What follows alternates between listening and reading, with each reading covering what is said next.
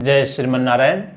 तो भगवान ये बात भी बता रहे हैं कि बहुत से संसार में वैसे लोग भी हैं जो कि नास्तिक प्रवृत्ति के पाए जाते हैं, क्योंकि वह अद्वैतवादी हो जाते हैं तो वह भगवान को कहते हैं ये है 26वां तत्व। जैसे कि कुछ लोग 24 रूप मानते हैं और आत्मा को 25वां रूप मान लेते हैं, और उससे भी उत्पन्न जो है आपका आत्मा के भी ऊपर भगवान है, जो भगवान को बुलाते हैं आत्मा के ऊपर और 26वां।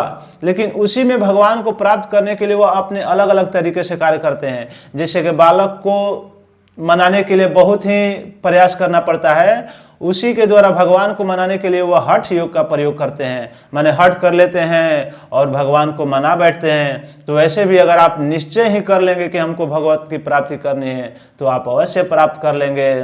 तो भगवान आगे कह रहे हैं अने तवे वम जानसत अश्रुतत्वानेभ्य उपासते तिपीचति चतरनवे मृत्युम श्रुति परणाय।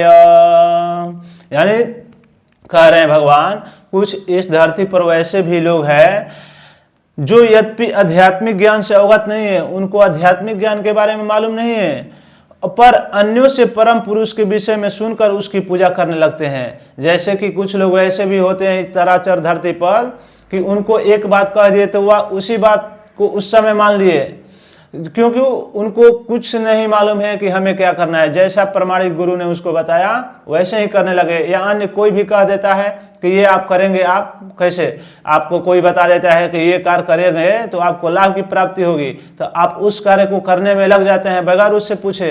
तो वैसे ही अगर आप भगवान की प्राप्ति करनी है तो अगर आप कोई जैसे कहीं से भी ज्ञान मिलता है और कहा जाता है कि आप करिए तो करने में लग जाते हैं, सुनकर पूजा में करने में लग जाते हैं, उनको जरूर उस इच्छा की प्राप्ति हो जाती है। लेकिन कुछ लोग वैसे भी हैं, उनको कोई कार्य करने के लिए कहें तो वो कहते हैं यह कार्य का परिणाम क्या हो गया, किस प्रकार से, कैसे, क्या, हमको नहीं, उसमें संशय उत्पन्न हो जाता है। ये लोग भी प्रमाणिक पुरुष से श्रवण करने की मनोवृत्ति के कारण जन्म तथा मृत्यु के पथ को पार कर जाते हैं। और बताइए, भगवान इतने परम दयालु है कि अगर आप सुनकर भी उनके कार्य में लग जाते हैं तो आपको इस चराचर धाम जो भी है भगवान के वैकुंठ लोग है उसको प्राप्त कर जाएंगे और आप निश्चित रूप से भगवान को प्राप्ति करेंगे। क्योंकि आधुनिक समाज हमारा विशेष रूप से ऐसा ही हो गया है, क्योंकि आधुनिक समाज में आध्यात्मिक की शिक्षा नहीं दी जाती है। आजकल के जो समाज हो गए हैं उनको आध्यात्मिक शिक्षा नहीं दिया जाता है, इस कारण उसको इसका ज्ञान नहीं होता है। अगर उन लोगों को बचपन से ही आध्यात्मिक शिक्षा दिया जाए तो उनको ज्ञान होगा कि हमें, जैसे कि पढ़ाई के क्षेत्र में किस प्रकार से क्या, आजकल का पढ़ाई वैसा हो गया है केवल उनको रोजगार को तलाश करना, आध्यात्मिक जीवन के बारे में उसको किसी प्रकार का ज्ञान नहीं है, कैसे हमको जीवन को व्यतीत करना है, क्या करना है, नहीं करना है।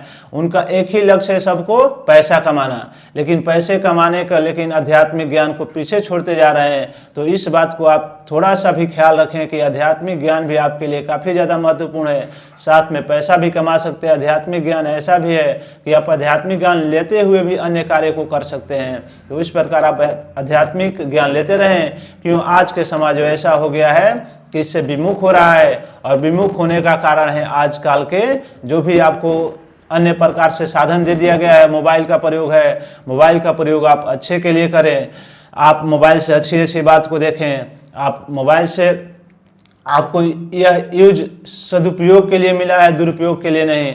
तो आप कोई भी चीज़ करें तो उसमें किस प्रकार का आपको सदुपयोग होगा, उसका दुरुपयोग ना करें। जय श्रीमन नारायण। राधे राधे।